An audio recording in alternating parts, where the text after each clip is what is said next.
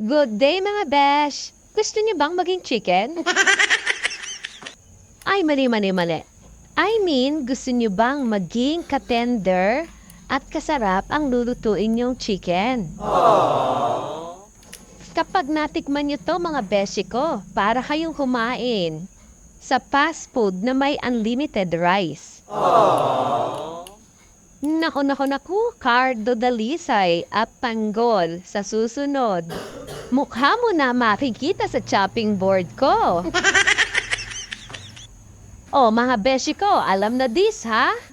Magkakaroon tayo ng pagsusulit mamaya. Teacher ang datingan. Maglagay tayo dyan ng fish sauce. At isunod naman natin itong ating 5 pirasong lime juice o calamansi juice. 3 milyong wash sugar. 8 pieces cloves garlic at soy sauce. At syempre, para may kurot sa ating mga dila, nilagyan ko dyan ng siling labuyo. At halu-haluin lang natin ito, mga besh. Dahil isusunod na natin ang 5 bilang-bilang na mga marites. At kapag natunaw na ang ating brown sugar, isusunod na nating ilagay itong leg part ng chicken. Gagantuhin lang natin mga besh, kung ano yung ginagawa ko ay gawin nyo lang. Ito nga palang mga leg part ng chicken mga besh ay nilagyan ko na ng mga hiwa-hiwa para manuot yung ating ginawang pang-marinate. Mga besh dito, pwede mo nang i-rest ng for 1 hour. Pero mas advisable para sa akin mga beshi ko yung overnight o kahit ilang araw pa siya sa ref basta nasa freezer. At eto na nga mga besh, after 4 years.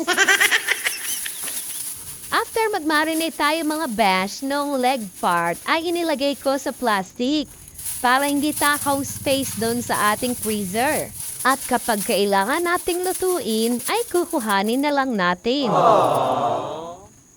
Pero mga besh, tanggalin ang pagka-frozen ng chicken ha. At ihandang mahiwag ang kawali. Ilagay ang chicken kung ilan yung kasya sa inyong kawali o frying pan.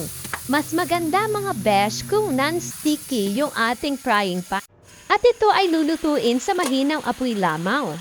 Takpan at every 2 to 3 minutes ay ipiflip lang natin para maging pantay yung luto at lambot nito. Ito nga pala mga besh na chicken na to ay nagmula pa sa Hagunoy, Bulacan sa aking bayang pinagmulan.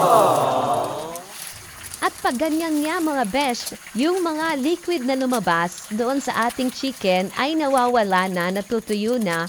Magmamantika na lang yan mga besh. Yun yung huling makikita nyo sa kawali. At kapag ganun na nga, this is it, pansit. Alam na this. O diba mga besh? Napakasimple lang lutuin ng ating chicken inasal. Kunin mo na ang lahat sa akin. Wag lang si Coco Martin. Yun lang. Gaganahan kayo niyang kumain mga beshi ko. Dahil yan sa malamig na voice ko.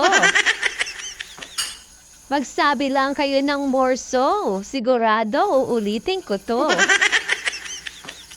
O paano mga besh? Nakangiti na ang lahat. Yun lang naman ang gusto ko. Ang mapasaya ko kayo.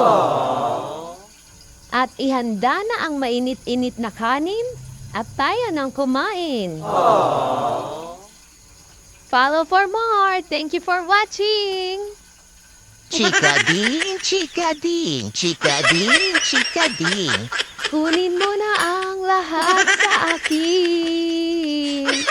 Wag lang si Coco Martin.